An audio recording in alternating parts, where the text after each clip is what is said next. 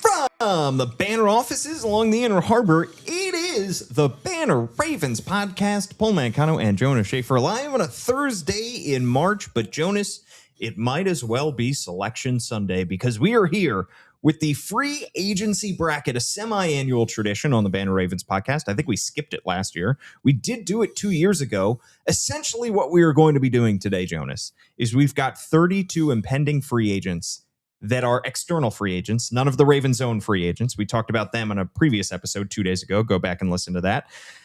We are going to be going single elimination, one by one. They're seeded 1 through 8, broken down into 4 regions, just like any NCAA March Madness bracket. And we're going to be narrowing it down to 1. We're going to predict 1 free agent that the Ravens will sign. And I think the rules are Eric DeCosta has to sign that free agent. I think that's just what has to happen. That's we have a partnership with the Ravens.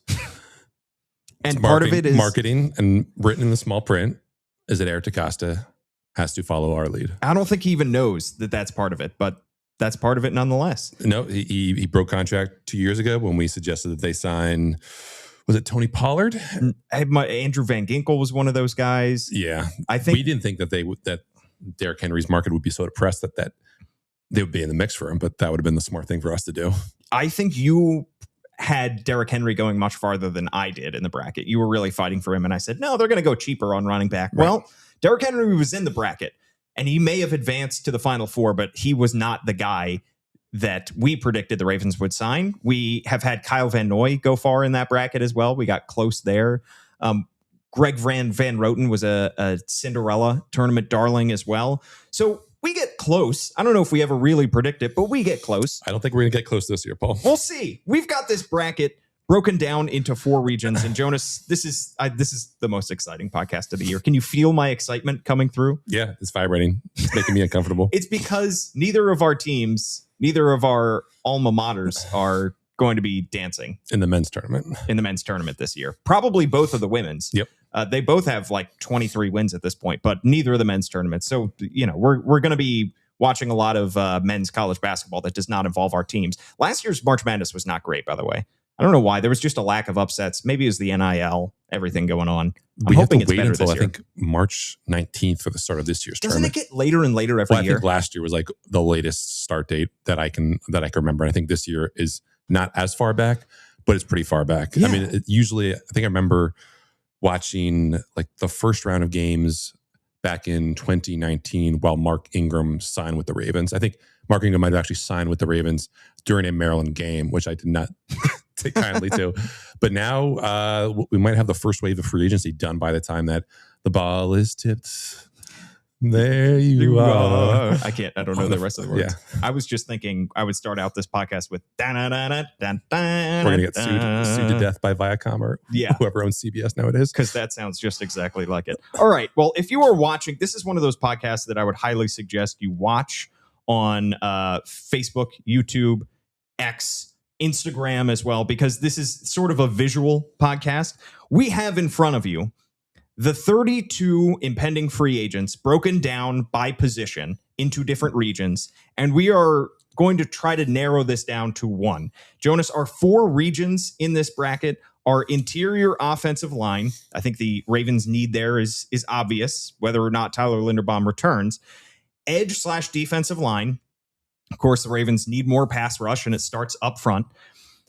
Defensive backs, they have unsettled situation at one of the outside corners. If you assume that Marlon Humphrey is going to be your slot corner this year, and you assume that he's going to be back this year, next to Nate Wiggins.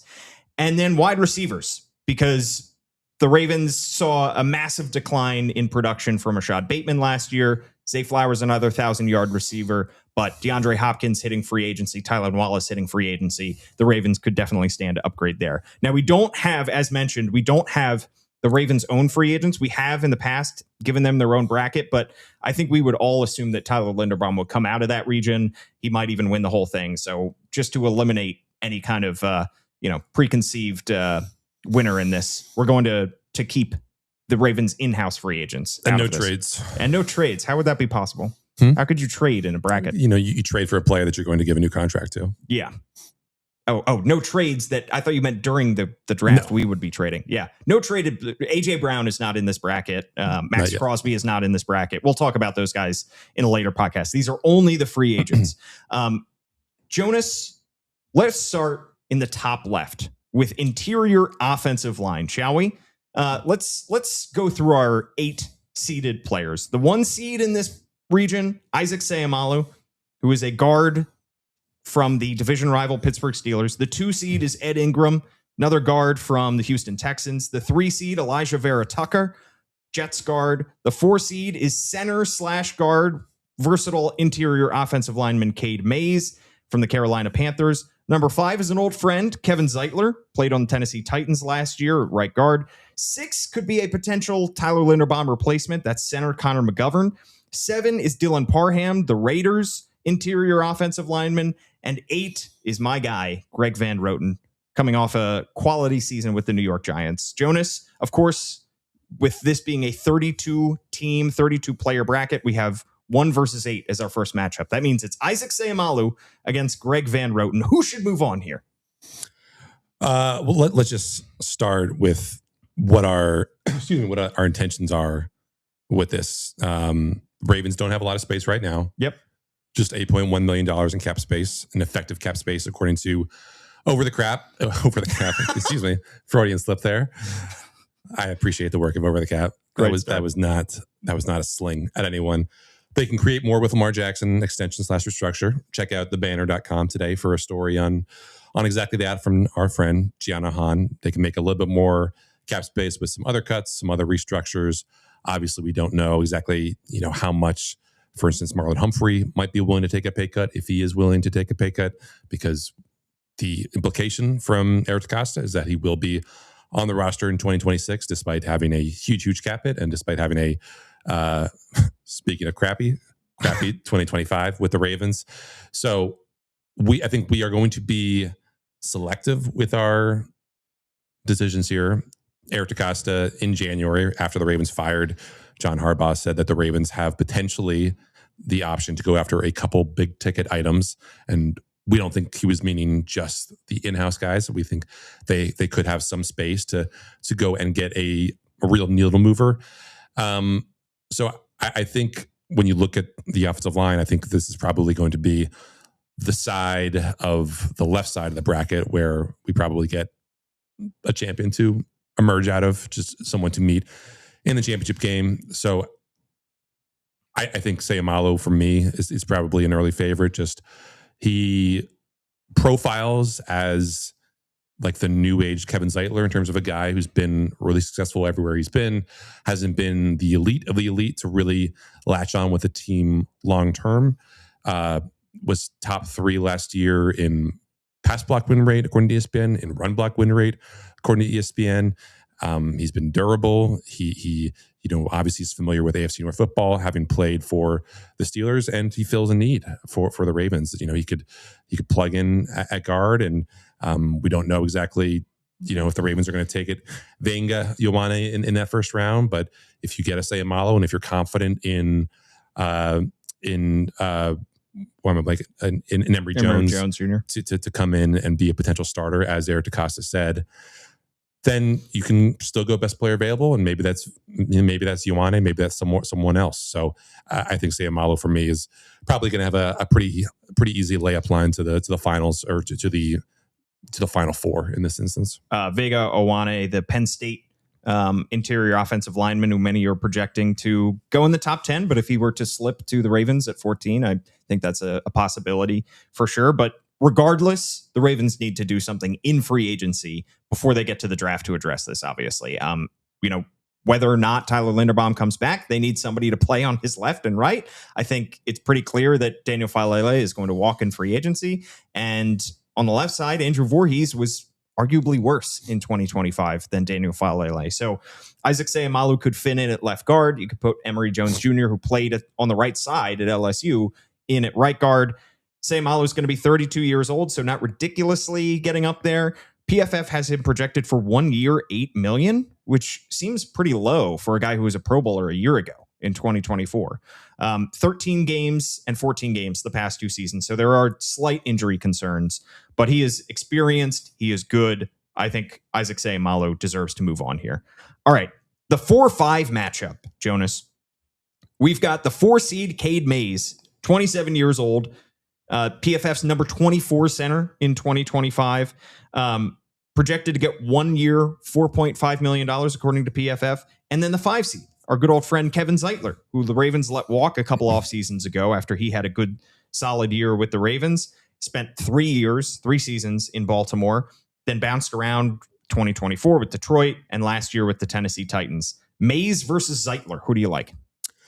I think we should advance Mays just because I think we need some kind of center in the next round, and I don't know. McGovern is obviously going to be Connor McGovern is going to be the obvious backup option for the Ravens if Tyler Linderbaum is not retained. But there are so many teams that need a center, and I think that could maybe inflate his market even more than what Eric DeCosta would feel comfortable paying for a guy who, has been a good player, a darn good player. But if the Ravens aren't going to pay top of the market money for Tyler Linderbaum, are they going to pay like top of the second tier market money for Connor McGovern, when maybe someone like Cade Mays is a little bit more viable and definitely cheaper for the Ravens on the open market there. So I think I'm comfortable with moving Cade Mays on and then having Elijah Vera Tucker be the kind of wild card at the bottom of this region, just because when he's been healthy, he's been very, very good. But it just seems like he has some very fluky injury luck that's sidelined him over his career so far. Yeah, the thing that the obvious unknown here is whether Tyler Linderbaum returns, and so we have to weigh that with all of this, because if Tyler Linderbaum comes back, I guess the Ravens could sign Cade Mays to play guard. He has played guard before, but he's probably going to sign with the team as a center, given all the center needs around the NFL. I tend to think the Ravens would shell out a little bit more for a center if they lose Tyler Linderbaum, and that's why we'll get to our next matchup. I like Connor McGovern, but I understand Cade Mays moving on here. Kevin Zeitler had a good stretch with the Ravens, but you don't have him returning. All right, number 3 versus number 6. I like this matchup a lot. In fact, I don't know exactly who I'm going to pick here. Elijah Vera Tucker, the Jets guard, who has immense talent, was a high draft pick. He was the 14th overall pick in 2021, but coming off a injury-plagued season, suffered a torn triceps days before the 2025 season started, which ended his season before it even began. Healthy-ish season before, 15 games played, and he was a top 10 guard according to PFF. PFF has him getting 4 years, $70 million with $45 million guaranteed. That is a lot of money to shell out for somebody, especially if the Ravens were to bring back Linderbaum. And then the number 6 seed is the Linderbaum replacement to me. Connor McGovern, number 79 free agent, according to PFF, projected to get 3 years, $39 million. Number 9 center in the NFL last year. I think the Ravens would immediately pick up the phone and start calling Connor McGovern's agent if they lose out on Linderbaum. Yeah, I think Tucker is intriguing to me because the triceps injuries that he's had 2 of them.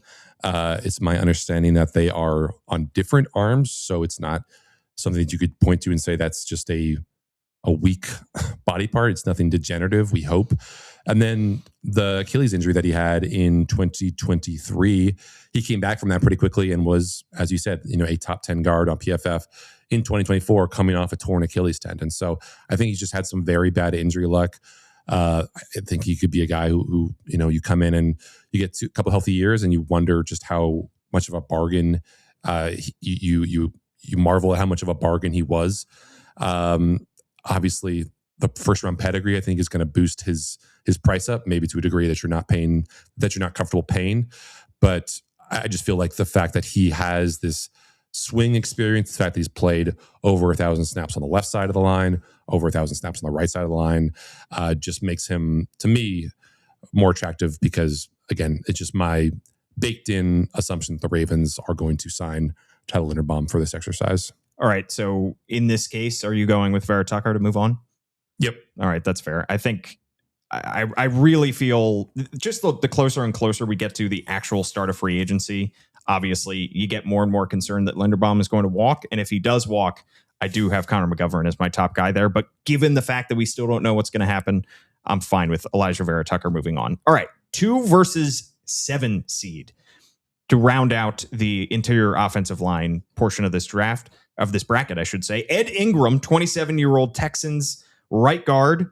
PFF has him as the number 107 free agent, projected to get 1 year, $4.5 million deal. Spent his first 3 years with the Vikings, last with Houston, which was his best season. And then the number 7 seed is left guard Dylan Parham, just 26 years old, projected to get 3 years, $39 million with $20 million guaranteed.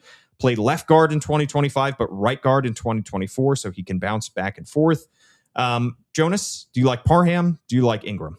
I like neither of these players, Paul. Cool. I really should have seeded Vera Tucker against Ingram and McGovern against Parham, but that's what we got right now. You live and you learn. There's a wide disparity in evaluations of Ed Ingram. PFF, as you said, 1 year, $4.5 million. Tony Pauline, who's a veteran NFL reporter, I think tweeted the other day that he heard that Ed Ingram could get over $15 million or around $50 million per year on his new deal. A bit of a reclamation project for Houston that worked out really well, but for the previous couple of years was just not all that good. Dylan Parham, a guy who, unless you're a Raiders fan, probably have not been paying attention to, would fit in well with his mobility in the kind of zone schemes that we think the Ravens are going to be running. But are you going to pay over $10 million a year for that guy? We'll see. He did have a pretty good pass block win rate last year, 9th among the 65 qualifying guards, according to ESPN. So there is that stability there. Obviously, he's still a young player that you are probably getting in his prime, if not close to his prime, at 26 years old. So I guess, I don't know, it's kind of a toss-up for me. All right, I'm going to go with Ed Ingram just because he's the higher seed there. How does that sound? All right, cool. So Ed Ingram moves on. That wraps up the first round for the interior offensive line. Let's move down, Jonas, let's go to wide receivers. We're not going to finish the bracket? No, we'll come back all the way back. Do you want to finish the bracket? Yeah, I think we just knock out the offensive lineman. All right, let's just knock out the offensive lineman. Got some momentum here. We do. All right, well, then we've moved on to the second round. That's not how the tournament works there, Jonas. I know, but I think people should know that we're going to give them offensive line talk for a block and not overdo it. I don't know about that. All right, fine. I think people like to tune in the second weekend because they know that there are different matchups. But what I like about this is you learn, and a lot of people don't know who Dylan Parham is, like he said, but that's like a lot of people don't know who Stony Brook is sometimes, and then they go on a crazy run. All right, the second round then. We got 4 names now in the interior offensive line portion of the bracket. Isaac Seumalo against Cade Mays. You liked Seumalo right out of the jump. That's why he's the number 1 overall seed. Do you have Seumalo moving on here? Yep. All right. Isaac Seumalo continues his run. I really think if the Ravens could get him at the price point that they're projecting, I could see it. And then Elijah Vera Tucker versus Ed Ingram, given our hesitancy to move on Ed Ingram or Dylan Parham, I think Elijah Vera Tucker moves on here, correct? Yep. All right. And then now to determine who goes to the final 4 out of this portion, Seumalo versus Vera Tucker. Who you like? Well, I guess we can talk it out. As we mentioned, a lot of this is basically like whose line is anyway rules. Everything's made up. The seeds don't matter. The projections don't really matter. Who knows what these guys are going to get? Certainly not us. We can only have informed judgments about what exactly their market is going to be. Seumalo, PFF, 1 year, $8 million. The Athletic, 2 years, $28 million. So a difference in AAV of about $6 million there, which is not insubstantial. Do we see the Ravens taking a swing on a guy who has been injury prone, even if that injury history is a little bit fluky? TBD. Obviously, I think for the most part, you see Eric DeCosta taking swings on guys with first round pedigree, second round pedigree, and Elijah Vera Tucker was a former first round pick. He's got the versatility. He can play, you can kick him out to right tackle if need be. Maybe you can kick him out to left tackle if need be. So he's 5 years younger. 5 years younger. The one thing I will say, like in all of this, is that a part of me is more inclined to say that the Ravens are more likely to do like a 1 year deal for a guy that they really like, as opposed to something that's a little bit more drawn out, because a big part of this is the Lamar deal for next year. just the huge cap hit. I think the Ravens have the third lowest cap space for 2027 in the entire league. It's like only $20 million, which is a pretty incredible number because the cap jumps every year and you lose guys to free agency every year. So I don't know if that's going to make them more inclined to, sign someone for the short term or to get him in for a long-term deal. I could be swayed either way. Just I like the versatility of Vera Tucker. I don't like the injury history. I like the durability of Sayamalo, but there's a mark against him because he is on the wrong side of 30 and because he doesn't have the swing tackle possibility of a Vera Tucker. So I could go either way. Do you have a preference for which of these two guys? Do you know what Vega Ione plays, right guard or left guard? Off the top, I believe he plays left guard. Okay. I mean, I really could be swayed either way. I think the 5-year age gap is what's throwing me here. I could see the Ravens shelling out a little bit more. I mean, how much do you think they really believe in Emory Jones Jr.? Is 2026 going to be a trial year for him? Or do you think they feel good enough to give him the guard spot for years to come? It's tough to say. I think they do. Like, obviously, last year was just a complete wash with that injury. Yeah. All right, let's go. The shoulder injury. Ioane is indeed a left guard, but he has played some at right guard at Penn State. Okay. How do you feel about Elijah Vera Tucker? Let's go Elijah Vera Tucker. Okay. Upset. The 3 beats the 1. Elijah Vera Tucker moves on, and I know that this is going to look terrible when they sign Isaac Sayamalu, but Elijah Vera Tucker is our winner out of the interior offensive line bracket. All right, Jonas. Shall we move on now to wide receivers? How does that sound? All right. Our wide receiver bracket. This one's going to be interesting. I don't know what the Ravens are looking for here because Rashad Bateman is still owed a lot of money coming off a pretty disastrous 2025 season. You have a new offensive coordinator in Declan Doyle. What is he going to be looking for in his wide receivers? And then are they going to look for a guy who can line up in the slot, somebody who is more like a D-hop, considering how failed of an experiment that was last year? I really have no idea what they're looking for here. So you got a lot of different flavors with these 8 guys. The 1 seed is Juwan Jennings, coming off a season with the San Francisco 49ers. The 2 seed is Romeo Doubs, 26 years old. The 3 seed is the veteran Deebo Samuel. 4 seed is Stephon Diggs, who is going to be hitting the market very soon after he's cut by the Patriots. The 5 seed is Rashid Shaheed, 28 years old, a Super Bowl champion now. And 6 seed, Wan'Dale Robinson, Giants wide receiver. 7 seed is Olamide Zaccheaus, coming off a season with the Chicago Bears. And then the 8 seed is Mike Evans. Jonas, the 1 versus 8 is Juwan Jennings against Mike Evans. I just don't know if Mike Evans is going to leave Tampa Bay. I just have a feeling that he is the kind of guy that wants to stick with one team. And he's already got a Super Bowl ring, so it's not like he's necessarily going to be leaving to chase a championship. He has been remarkably healthy, remarkably productive in his career. 6-time Pro Bowler, 11 consecutive 1,000-yard seasons. But for the first time last year, suffered with injuries, dealt with hamstring, clavicle injuries, concussion, had just 368 yards last year, going to be 32 years old. And then the 1 seed is Juwan Jennings, projected to get $50 million from PFF. Not from PFF, but that's what they're projecting. With 30 of that guaranteed. His high watermark... Over 3 years. Over 3 years. His high watermark came in 2024 when he came very close to 1,000 yards, but didn't get there. Coming off a season last year where he had 643 yards with 9 touchdowns in 15 games. Jonas, Juwan Jennings versus Mike Evans. Yeah, I think Jennings is the cheaper option. He's the slightly younger option. Juwan Jennings is only 28 years old. Obviously he doesn't really have the explosive potential of Mike Evans, who wins just with his size. And, we know that Eric DeCosta has liked the idea of bringing in a true X receiver for Lamar Jackson. But, if you're bringing in Mike Evans, it's probably for a short-term deal, not a guy who Lamar can really grow with. Evans is going to be more expensive.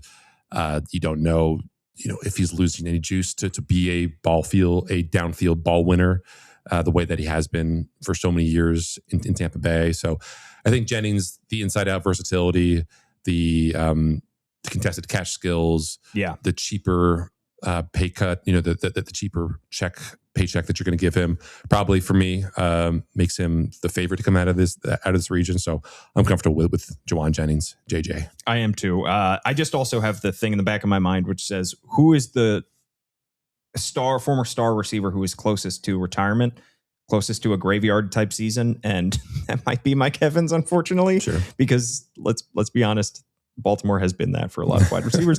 All right, our 4 versus 5 matchup.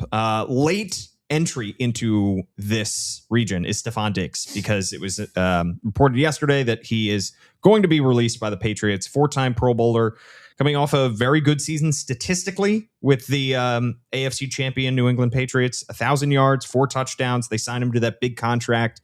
Hope to get the offense and Drake May's career, kind of give it a little bit of an early boost. Did have a lot of legal issues during the season as well, charged with felony strangulation and other criminal charges stemming from an alleged dispute with his personal chef. He pleaded not guilty, and he's due back in court in April. I'm sure that had something to do with it. He a Terp, of course. He has the Maryland connection, Montgomery County native. That's Stephon Diggs. Rashid Shaheed, 28 years old, can do a little bit of everything. 687 yards last year between New Orleans and Seattle, 2 touchdowns in 18 games. Also ran the ball 9 times for 69 yards. Very nice playoff run as well. He's a kick returner. Rashid Shaheed versus Stephon Diggs, Jonas. I really don't like either of these guys. I don't think either of them really makes that much sense. No. But do you think the Ravens would be scared off by Stephon Diggs' legal issues or no? I don't know how much tolerance they would have for him as a character. I did a story on him when I was still working at the Sun, and just how he got away from Baltimore at that point. He was tearing it up with the Bills. I think he had a pro day with the Ravens that did not go all that well. He did not really cover himself in glory in terms of how he comported himself. I think there's lots of stories about what he did when he was good counsel that maybe suggested that he should have not gone to Maryland and should have gone out of the area. Who knows if he's a guy who just, for as much baggage as he has, does it really make sense for him to come back home? Probably not. So I think just out of that, okay, you probably just default to Shaheed. We don't even know what exactly the price tag for Diggs could be, because he was just cut yesterday. Like the Athletic and the PFF projections have not come out for him. I imagine it would probably be in the, $12 to $17 million range if the Patriots weren't willing to pay him over $20 million or have him on the cap for over $20 million. So he obviously, still incredibly is able to produce at this level, coming off that ACL injury, I think in 2024, to bounce back and be one of Drake, or if not the top target of Drake May, go for over 1,000 yards. Really speaks to just how durable his game is and just how smart a player he is. But it's just hard for me to see, with how familiar the Ravens are with him and the kind of locker room that they're trying to cultivate in this first year of Jesse Minter, probably not the best guy to bring in, even though I think he is well respected in the locker rooms. You just don't want the headlines that can be a headache for front office and a coaching staff in its first year. I'm sold. Rashid Shaheed moves on. Number 3 seed Deebo Samuel versus number 6 seed Wan'Dale Robinson is our next matchup. Deebo, it's going to be 30 years old. PFF has him as the number 23 free agent. NFL.com has him number 66. Projection for PFF, 2 years, $32 million with $20 million guaranteed. Not a terrible season for him last year, though everybody's saying who watches him play and who looks at the metrics, he is definitely slowing down. 72 catches for 727 yards, 5 touchdowns. 64% of his receiving totals came after the catch. He also had a career high percentage in the slot and a career high percentage in contested catches on targets. Also still a running threat in theory, but because he's slowing down, doesn't do a whole lot. 17 rushing attempts for 75 yards. And then the number 6 seed, Wan'Dale Robinson, is a prototypical slot guy. Topped 1,000 yards, had 92 receptions last year for the Giants, projected to get 3 years, $63 million with $40 million guaranteed, according to PFF. Jonas, would the Ravens really want to clog up their slot when they have Zay Flowers? So I think the perception is a little bit wrong on Zay Flowers. I think a lot of people look at his size and his quick, short area burst and say he is a slot guy, but he only played about a third of his snaps in the slot last year. But would they really want to clog up their slot with somebody like Wan'Dale Robinson or Deebo Samuel, who are both at this point in their careers where they're playing? I think I'm probably more inclined to pick Deebo just because he would be cheaper. I think the explosive play potential that he has would be appealing to Declan Doyle. Obviously, the big caveat in all this is how explosive really is he going to be? Yeah. What does he have left? You mentioned the slowing top speed. PFF had him as with the lowest maximum average speed of his career last year, just over 19 miles per hour.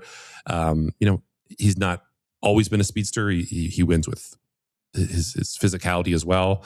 I just think that the Ravens already have like a rich man's Wan'Dale Robinson in Zay Flowers, as you said. Deebo gives you a little bit more intrigue there as a play caller, as a potential weapon in the same vein of Kyle Hamilton on the offensive side of the ball. So I think Deebo, even though I don't think he's going to go very, very far in this, would probably be my pick. All right, Deebo Samuel is there as well. Another guy that I think you could consider maybe, going to end his be in the Ravens wide receiver graveyard. All right. And then the 2 seed Romeo Doubs against the 7 seed Olamide Zaccheaus. Zaccheaus, of course, a St. Joe's prep grad, so he's got that going for him. But I really put Zaccheaus in here just because of the Bears connection with Declan Doyle. I don't know if he really fits this team. 39 catches for 313 yards last season, projected to get just a 1-year, $1.5 million deal. So if they're looking for like a Tylan Wallace replacement, maybe Olamide Zaccheaus makes sense here, but I like Romeo Doubs a lot more. Number 44 free agent, according to PFF, projected to get 3 years, $45 million, 725 yards last year, good contested catch rate, good size, 6'2", 204. So if you want that more of an X receiver, you could throw the ball up to Romeo Doubs and feel good about that. So I like Romeo Doubs here. I think he would help the Ravens for what they need. 6 touchdowns last year, 5 of them were in the red zone. Lord knows the Ravens needed some red zone help last year.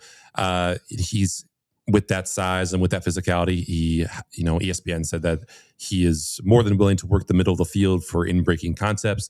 Obviously, you look at the Bears offense last year with Ben Johnson and Caleb Williams. A lot of it was, those prototypical quintessential play action, bootlegs, and you're looking for those guys threading the needle in between the second level and the third level, or the first level and the second level. And you need someone who's not afraid to go over the middle. And that's Romeo Doubs. So I think he, for not being a guy who you would have to break the bank for, $15 million a year for a guy who could be, that 600 to 800 yard range seems like a pretty fair price point for him. I think this bracket's going to be a little bit chalk. Let's move on to the next round. Jauan Jennings versus Rashid Shaheed. I like Jauan Jennings. Yep, me too. And then Deebo Samuel versus Romeo Doubs. I like Romeo Doubs as well. Yep, younger option. So now it's Jauan Jennings against Romeo Doubs for a spot in the Final Four. Cutting down the nets. Will it be Jauan Jennings or Romeo Doubs? Well, let's refresh people. The estimated price tag for Jauan Jennings, according to PFF, is about $17 million per year. He is a really good blocker. That is what has made him so effective in that San Francisco offense, which uses a lot of narrower formations, condensed splits. They asked him to win as a power slot. They asked him to win on the outside. He did both. Obviously, he's never really been that prolific. Never more than 975 yards in a season. But I think he checks a lot of boxes. But then again, so does Romeo Doubs. I guess it comes down to which guy you would be more comfortable with on, a 2-year deal, maybe a 3-year deal. Jauan Jennings is older, but I don't know. I'm kind of stuck in navigating which of those guys might be best. Yeah, and reminder, we're doing this not based on who is the better player. We're doing this based on who we think is more likely to sign in Baltimore. That's how we have them seated. That's what we're going through here in this exercise. Otherwise, we would just say the best players win this entire bracket. I'm going to go with Jauan Jennings because he's a little bit older. The thing is, I think it's going to come down to price tag because I think Romeo Doubs makes a little bit more sense for the Ravens than Jauan Jennings does. But I think because he is 3 years younger, he's going to cost a lot more. And the big anvil hanging over all of this, the big question mark is what is Zay Flowers' future? You know, he is a 2-time Pro Bowler. His price tag keeps going up, but do the Ravens really want to have to commit the kind of money it'll take to keep him in Baltimore on a huge long-term extension, given the fact that he's not a prototypical number one receiver? Can you build a wide receiver room around somebody who is of his size and skill set? So I tend to opt with the guy that is going to cost less over a shorter amount of time because that's what the Ravens like to do. So I'll go with Jauan Jennings. Yeah, he's another great red zone target. 7 touchdowns inside the 20 last year, tied for third most in the NFL, according to The Athletic.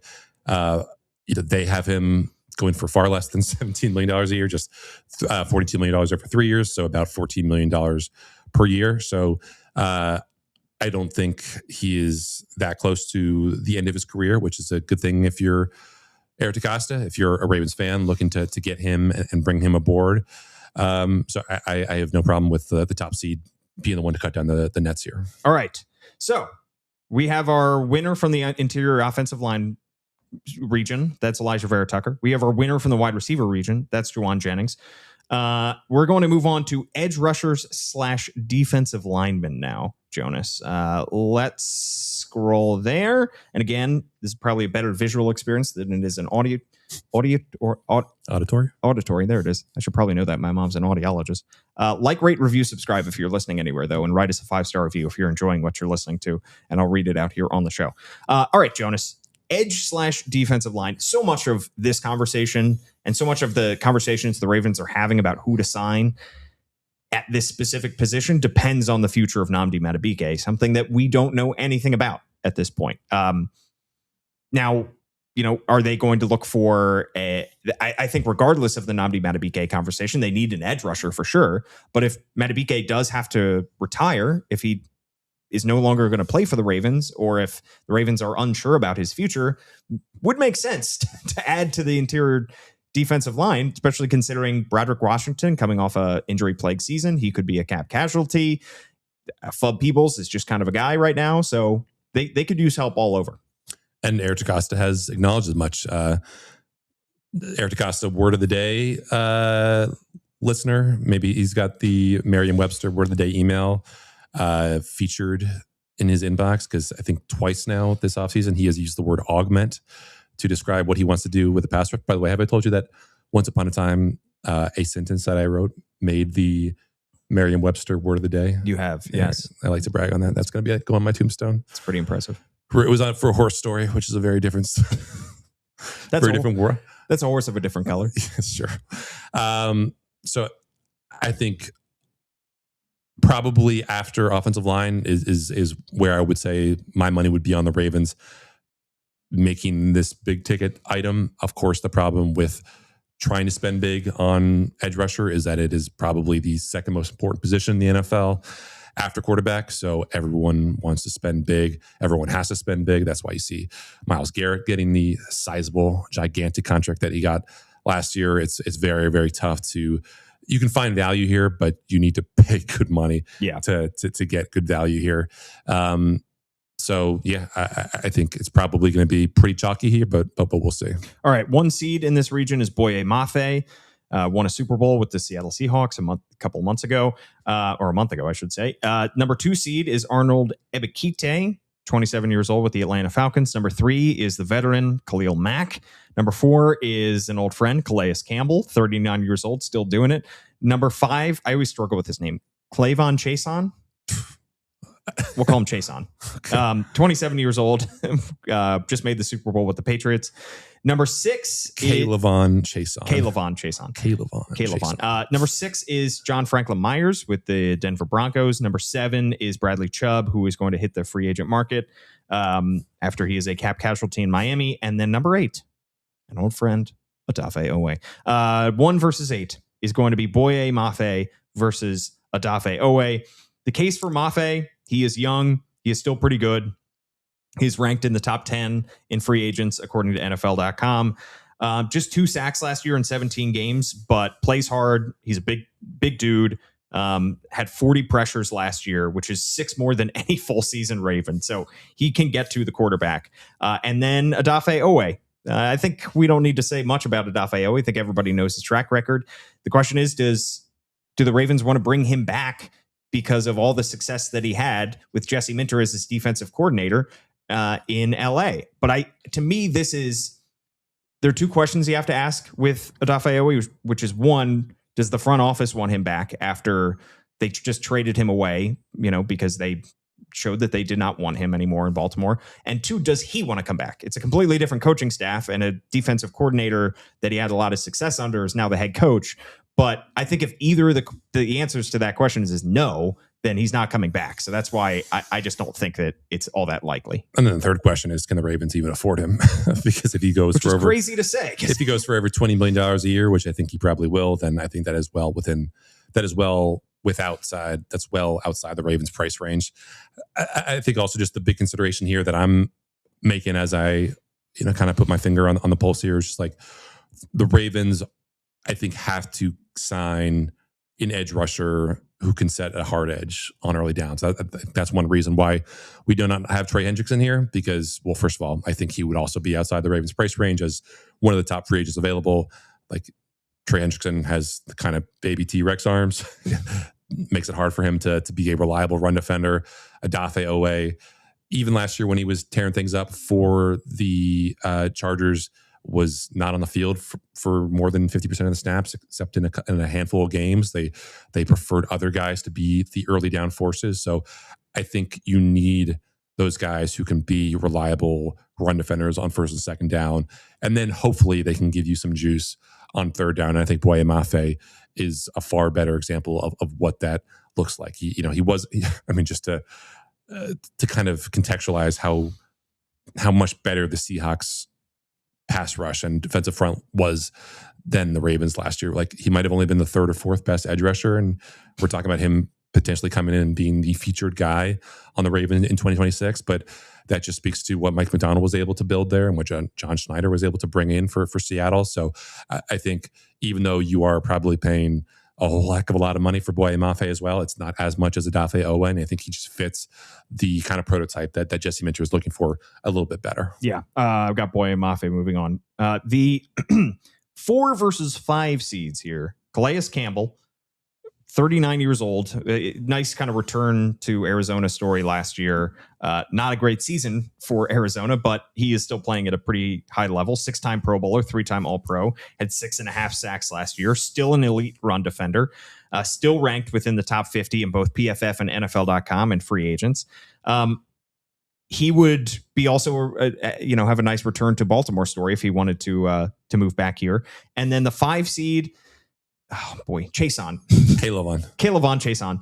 Number 91 free agent according to PFF, number 34 according to NFL.com. 7.5 sacks last year in 16 games. Former first-round pick. Jonas, what are you thinking here? Yeah, I hadn't watched a lot of Chason before last night. I know obviously he played on the LSU defense with Patrick Queen, so it was kind of interesting just to when PQ was here to look at how different those guys' early careers had diverged. PQ ended up in a good spot. Chason did not. He kind of languished for those first couple of years, played with the Jaguars and the Panthers and the Raiders. Then the Raiders, lands in New England, finds a good home, is able to turn things around and make himself a good bit of money.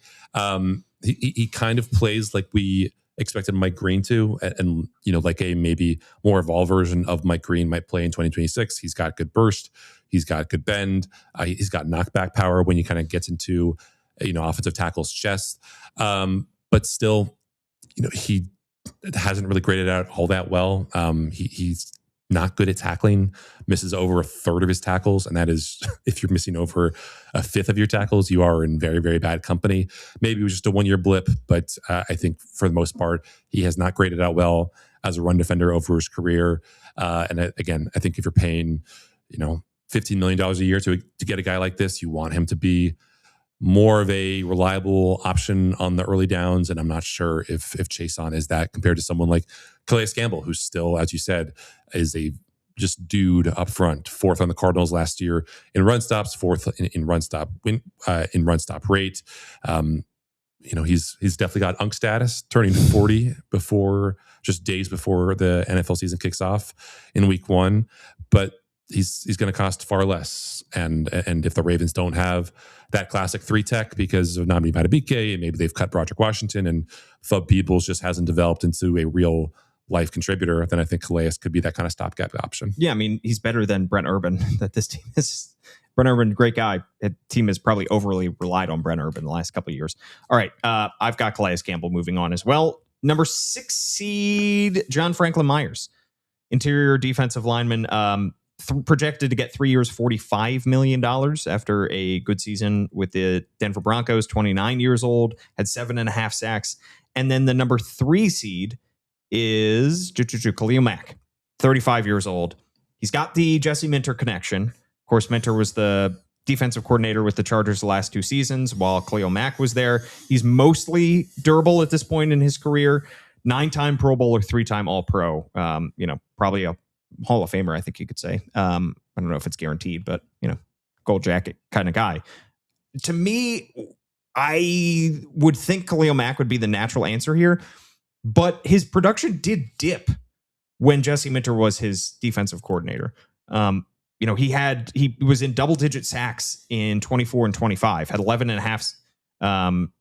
In 23, had 17 sacks in 23. Jesse Minter comes there in 24 and has 11 and a half sacks over the last 2 years combined. So would he want to go to the defensive coordinator where he had less production? What do you think? I mean, he's still a reliable pass rusher. Obviously, you mentioned the drop off to go from 88 pressures, not just the sacks, but 88 pressures in 2023 down to 52 in 2024, down to 42 in 2025. There is that downward trend, but he did miss, I think, 4 or 5 games last year with that elbow injury. He still has graded out well. He's still, is a guy who doesn't need to be winning with his speed rush. He's got that power that is so reliable, and he's just such an awesome run defender. He's a great culture guy. From our talks with Chris Rim on and off mic, just someone who is going to be the hardest worker there. I think that matters for Jesse Minter. So it's kind of a toss up for me. I just think that John Franklin Myers, if he gets $17 million a year, $18 million a year, that would be a tough pill to swallow. He's a guy who you can move around the defensive line. You can play him as a 3-tech over the guard. You can line him up over a tackle on rundowns. I just think Khalil Mack, with what he gives you and what he could be for the Ravens in terms of being a 3-down guy, is just really, really attractive. I think it would probably be cheaper than John Franklin Myers. You wouldn't have to probably offer him. He's probably not going to get a lot of multi-year deals thrown his way because of his age and everything. It's just a matter of do you think he'll come to Baltimore? Do you think he'll leave the West Coast after being a Charger for as many years as he has now? Yeah, I still think Khalil Mack is more likely of these two, so he moves on. All right, our final matchup here, Arnold Ebiketie, the number 2 seed versus Bradley Chubb, the number 7 seed. Ebiketie, 27 years old, projected by PFF to get 2 years, $16 million, just 2 sacks in 17 games with Atlanta last year. Former 2nd-round pick, Montgomery County native as well. So you have some local ties there. Number 7 seed, Bradley Chubb, 30 years old, projected to get just 1 year, $1.75 million. Technically under contract through 2027, hasn't officially been released yet by the Dolphins. He's got the Anthony Weaver connection, who is the new defensive coordinator for the Ravens. 8.5 sacks last year. I like the 7 seed, Bradley Chubb. I don't. I think for me, even I know this is probably me talking out of both sides of my mouth here, but if you are going to get a guy who is that kind of designated pass rusher in that designated pass rusher role, then I'm fine with it. If you're not breaking the bank for him, I think if you can get a guy like Ebiketie, who, by the way, was 14th according to PFF in pass rush win rate last year among edge rushers with 100 plus pass rush snaps. He didn't play a whole lot because he kind of got boxed out by the first rounders that Atlanta brought in, James Pierce, who might never play in the NFL down again, Jalen Walker, obviously a terrific run defender. So I think I'd be fine paying decent money for a guy who could come in and be your ace on 3rd and long, on 4th and long. he has that pedigree. He was a former second round pick. He's got good burst. I think obviously the sack production is worrisome, but the fact that he has had this level of pressures, this level of pass rush wins is a good sign to me. But I don't know if you feel strongly about if you feel strongly about Chubb, we can move him on. No, it's okay. Yeah, I should have listened to you a couple years ago with Derrick Henry. I'm going to listen to you now. All right. So that concludes our first round for the edge rushers. Let's go to the second round. We got 1 seed Boye Mafe against number 4 seed Calais Campbell. That's a tough one. Young and cheap versus old and young and more expensive versus old and cheap in Mafe and Campbell, separated by like 12 years. Yeah, I mean the yellow flag with Boye Mafe is, he did have the 40 pressures last year, but didn't have a super high win rate. He was just kind of middle of the pack. He was, close to Kayvon Thibodeau, close to Bradley Chubb. Some of that might just been what Seattle was asking him to do, just, more of a pocket cruncher than an edge turner in that Seattle defense. But, you see him and he does have these kind of juiced up athletic traits. He was I think a former second round pick for a reason. Only 27 years old. I think he's a guy who looks a lot like the kind of defensive ends and the edge rushers the Ravens would get, would want. But Calais Campbell would be pretty cheap. We were thinking like $4 million, $5 million, $6 million for a 1 year deal. He obviously brings out leadership. It just, are you more comfortable paying $15 million a year to a 27-year-old or $5 or $6 million for a 40-year-old? Yeah. I'm going to go Calais Campbell here. Okay. I don't know what to do here, but again, all of this is made up and none of it matters. All right. Khalil Mack versus Arnold Ebiketie. What are you thinking? Another Unk versus the Youngin. I'm not sure here. Mack is not going to come cheap. The projections for him are pretty steep. PFF has him 1 year, $14 million. The Athletic has 1 year, $18 million. That is a lot of money for a guy who, again, only 11 and a half sacks the past 2 years.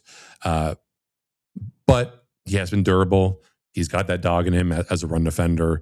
He's got that Jesse Minter connection. He could maybe be the kind of connective tissue between the new guard and the incumbents who are returning to Baltimore on that defense. So I'm leaning toward him. Okay.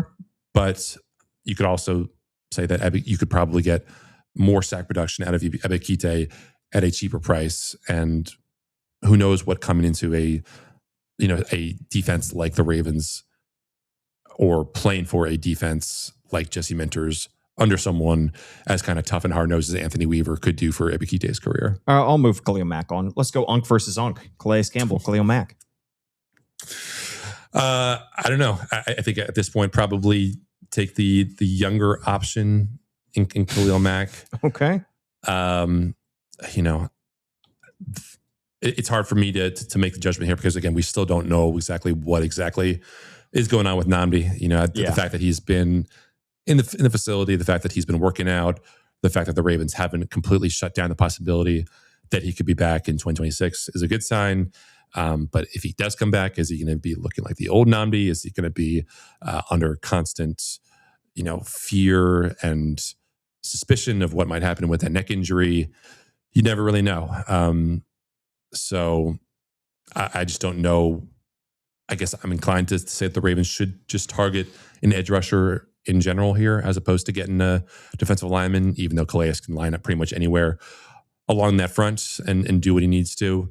But I guess you're the tiebreaker here. Yeah, I don't know. Apparently DJ Moore, I saw a commenter, just traded to the Bills. Traded to the Bills. Wow. I would have thought Bears are clearing space to make a run at Tyler Linderbaum to get a new center. Yikes. A lot of turf wide receiver talk today. Yeah, interesting. If we had talked trades, I would have had DJ Moore up there, just also because of the Declan Doyle connection. Sure. But wow, thank you to the commenters. If you're watching live on X, Facebook, YouTube, Instagram, comment live, and keep us up to date with everything that we're missing. All right, Khalil Mack into our final four. So far, our final four is Elijah Vera Tucker, Juwan Jennings, Khalil Mack, and now we're going to the final region, Jonas. Boy, we were already almost an hour. We got to speed this up. All right. Defensive backs. This is the category that has the least juice. Least.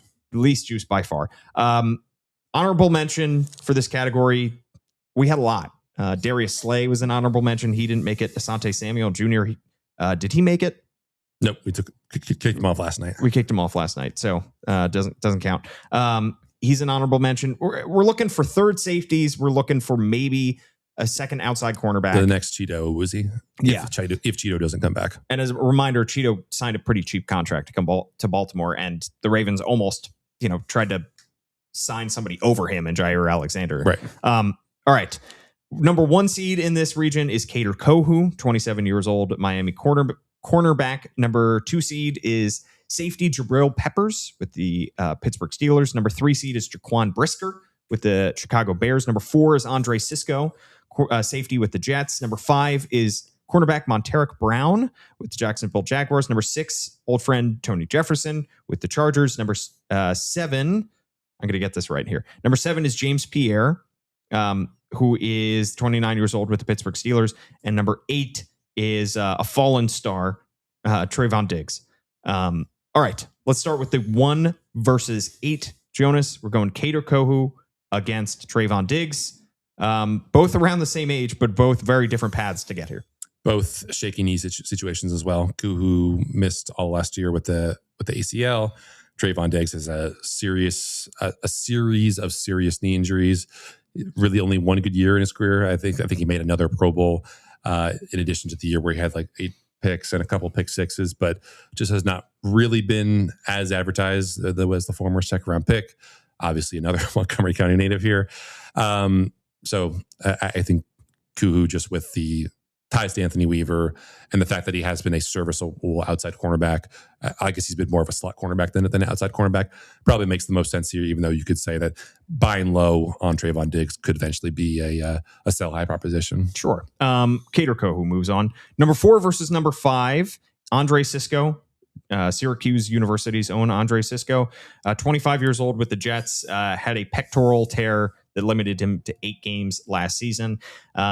Projected to get 1 year, $2 million by PFF.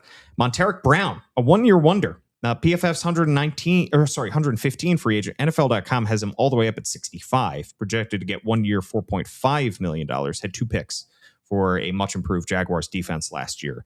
Safety versus a corner. Who do you like? I guess we'll go with Monteric Brown here. Okay. Apparently doesn't have huge speed, but I don't think you need great speed if you're playing in a kind of quarters heavy defense like I think we expect the Ravens to. He's got the short area acceleration to be a consistent producer. Really shined in that Anthony Campanile defense last year for the Jaguars. Obviously, you wonder if he is just a 1-year wonder because he was not very good in the few years prior, but he's not going to be someone who's that expensive. He's definitely going to be more expensive than Cheeto was. PFF has him 1 year, $4.5 million. I think the Athletic is 2 years, $13 million, so about $6.5 million per. I don't think either of these guys is going to come out of the bracket, so we might as well just pick Monteric Brown. Sure, yeah. Monteric Brown moves on. Jaquan Brisker versus Tony Jefferson. Tony Jefferson, 34 years old, projected to get 1 year, $1.3 million. The Athletic had him at 2 years, $10 million. That feels like a lot for somebody who's 34. He has raved about Jesse Minter before, but might want to stay on the West Coast. So he has that connection with the Chargers as well. Of course, old friend, retired after in May 2023 to work with the Ravens scouting staff, then came out of retirement a year later to sign with the Chargers. Bit of a not balling off the couch quite with Kibian.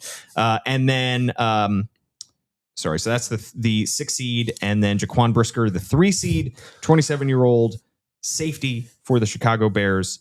Going to get a lot more. Big red flag with concussions, but still projected to get 3 years, $25 million by PFF. Tony Jefferson, Jaquan Brisker. I think if the Ravens are going to look for a safety, it is basically not someone with Brisker's pedigree, because Brisker's pedigree means a lot of money. And even if the Ravens are, defense that plays exclusively nickel and dime personnel, where you have that third safety on the field, because you already have Malachi Starks, you already have Kyle Hamilton. I think they're probably looking to go the cheaper option. So I think even though Tony probably does not want to leave the West Coast. And, he's a San Diego native who's obviously laid down roots there. I think he's probably the more likely option between him and Brisker. Yeah, Tony Jefferson moves on. All right, the 2 versus 7. The 2 is Jabril Peppers, 30 years old, projected to get 1 year, $4 million from PFF. He's had hamstring injuries the past couple seasons, so there's a little bit of concern there. And then the 7 seed, James Pierre, projected to get 1 year, $1.25 million with the Pittsburgh Steelers. He's Lamar Jackson's cousin. Do you think Lamar Jackson would pound the table for James Pierre Yes. the way that he pounded the table for Jair Alexander? I think Lamar likes having family around. So, yeah. I think, I don't know what exactly happened with Jabril Peppers. He really wasn't playing all that often for the Steelers last year. He was good in New England, but then they cut him. The Steelers picked him up. He played a little bit at the start of the year. He does have special teams value, which, is obviously was a value trait in the John Harbaugh Ravens.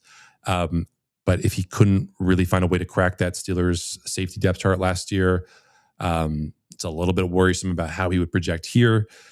He obviously has that first round pedigree, but I think you do worry about the injury history there.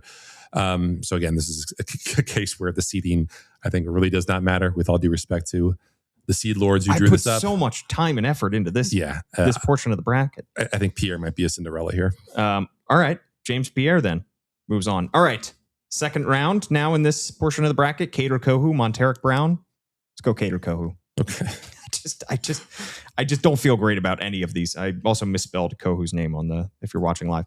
And then James Pierre and Tony Jefferson. Let's go James Pierre. Okay. We're just speeding through this at this point. We'll take more time when we get down to the Final Four. Kader Kohu versus James Pierre for a spot in the Final Four. Oh, we should lay out the case for James Pierre a little bit more clearly, because okay. like I was just when we were doing the notes for this last night, James Pierre graded out as the number 2 overall cornerback last year on PFF. That's crazy.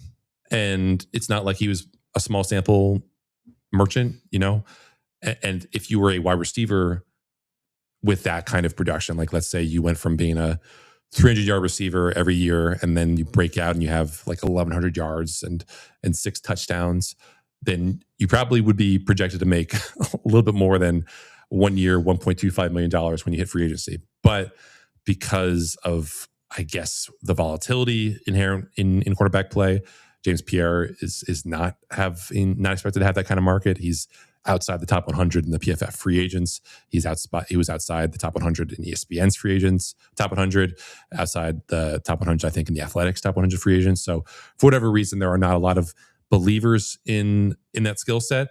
But, he does have a bigger frame. Jesse Minter did a lot of good stuff with bigger, maybe slower cornerbacks in LA. James Pierre, 6'2", 185. We know the Ravens listen to Lamar Jackson when he, makes clear that he would like to play with people that he does like. Can't speak for how close he is with this particular cousin, but I think he has spoken highly of him before. And just the stats alone, James Pierre targeted last year, allowed less than 50% of his catches, 163 yards allowed, just 1 touchdown. He had an interception, career high 9 pass breakups, no penalties. I just feel like he is the kind of quintessential buy low option the Ravens target in the mold of a Cheeto basically every year. All right, you've sold me. James Pierre moves on to our Final Four, which means he is the Cinderella in this Final Four. Elijah Vera Tucker is the 3 seed coming out of the interior offensive line portion of the bracket. Juwan Jennings, the 1 seed from the wide receiver group. Khalil Mack, also a 3 seed from the edge rusher / defensive line group. And James Pierre, the 7 seed, the Syracuse University, equivalent in this Final Four. Elijah Vera Tucker and Juwan Jennings are on the left side of the bracket. Jonas, I feel better about the Ravens' desire to sign an offensive lineman than I do a wide receiver, and that's why I would go Elijah Vera Tucker here.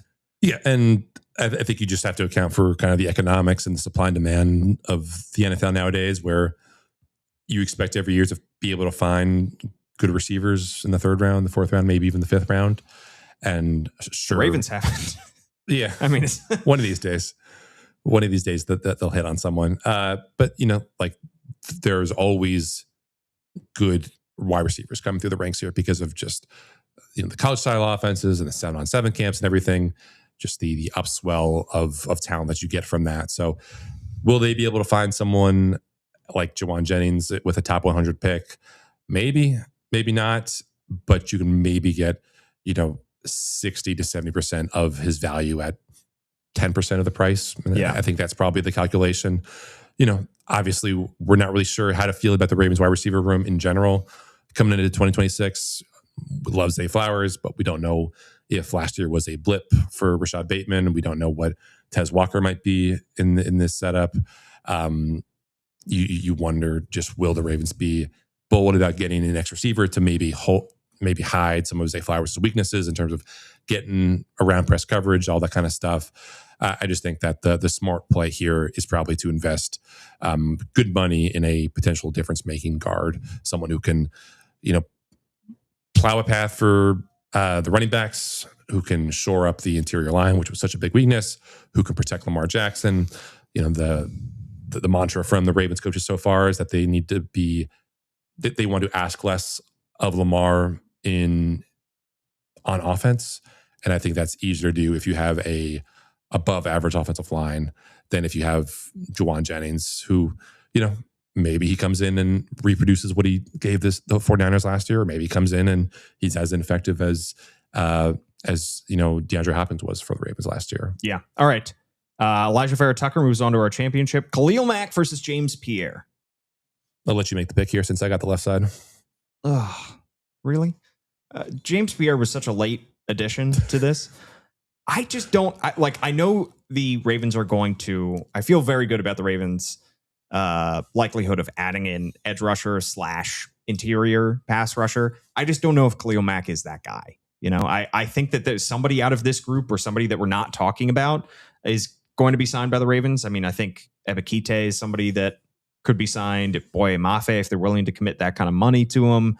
Calais Campbell, of course, could come back. I just don't know if Khalil Mack, the position makes sense. I just don't know if the player is a fit. And then James Pierre. I mean, the Ravens are going to invest in defensive backs. I think it's more likely that they spend more on a third safety, but also, they try. Could you live with yourself, Paul, if you had a 1 year, $3 million guy making the championship here? Yes, because I think that's more fun. I think it's more fun if we predict the guy that doesn't make the big money. Okay. So, but we're gonna publish this at 4 on the podcast feeds, and James Pierre will have re-signed with the Steelers. All right, fine. Khalil Mack wins. No. We could put James Pierre on. You've sold me with James Pierre. I'm gonna go Khalil Mack. Khalil Mack versus Elijah Vera-Tucker for all the glory, for one shining moment. I'm gonna go Elijah Vera-Tucker. As was it Jesse Minter said, this is an O-line, D-line driven league. So I think it is appropriate that we do have a matchup of trench warfare here in the final. What do you think, Vera-Tucker? Yeah. All right. I think it works for me. He can play wherever you need him up front. I don't except maybe center, which goes back to the Tyler Linderbaum problem. We just don't really know what the market for him is going to be. Is it going to be closer to 10 million? Is it going to be closer to 5 million, closer to 15 million per year? Who knows? I just think that when he has been healthy, he's been a good player, but the Jets' frustration with him was just that he was very rarely on the field. That hasn't really been an issue with Khalil Mack. He has been an Iron Man for them. He has been steady as a drumbeat, but can the Ravens find someone who approximates that value, or just get good coaching to kind of harden that edge? Could you get Tavius Robinson to be a Khalil Mack type run defender, even if you don't really have the bull rush chops that Khalil Mack has? So yeah, I'm fine with the Ravens here making offensive line the priority. I think a lot of Ravens fans are probably hoping that the Ravens take an offensive lineman in the first round or spend good money on a free agent next week. So if Elijah Vera-Tucker is the guy, then we can beat our chests. And if not, we can say we were operating in the black here. We had no clue exactly what the Ravens' plan was for Tyler Linderbaum or for the draft or for anything else. We can just pretend like this never happened. All right. That just about does it for our Banner Ravens podcast free agency bracket. Let us know through all your reviews and comments how wrong we are about all these guys. I'm going to try to keep updating this with the guys that get eliminated, the guys that move on, the guys that sign with the Ravens. Once we get into free agency, the legal tampering period starts on Monday. We will have complete coverage for you on thebanner.com, where you can subscribe at $1 for 6 months. Shout out to the Baltimore Banner. Listen to Carmelo Anthony. It's going to be exciting. I think we're going to have an episode at some point for you Monday, maybe before the window opens at noon, maybe once breaking news happens, Linderbaum signs a huge contract somewhere else or in Baltimore. They have a few days where they can exclusively negotiate with him. So we'll see. Jonas, should be fun. Yeah, I mean, the good thing about being a top of the market free agent is you generally do not have to wait very long to see that push notification from one of the insiders about where exactly someone is going. Usually. Tyler Linderbaum is a consensus top 5 free agent, which means that these things are usually pretty they're sorted pretty quickly by 12:30 p.m., 1 o'clock Eastern. So, as long as it doesn't happen in the dead of night, then I'm good to go. Yep. One shining moment. All right. Thanks so much for tuning in. At Jonas_Shaffer is his handle. I'm at Paul Mancano and at All Banner Sports. Thanks so much for tuning in. Gianna Hahn has you covered. Kyle Goon has it covered as well.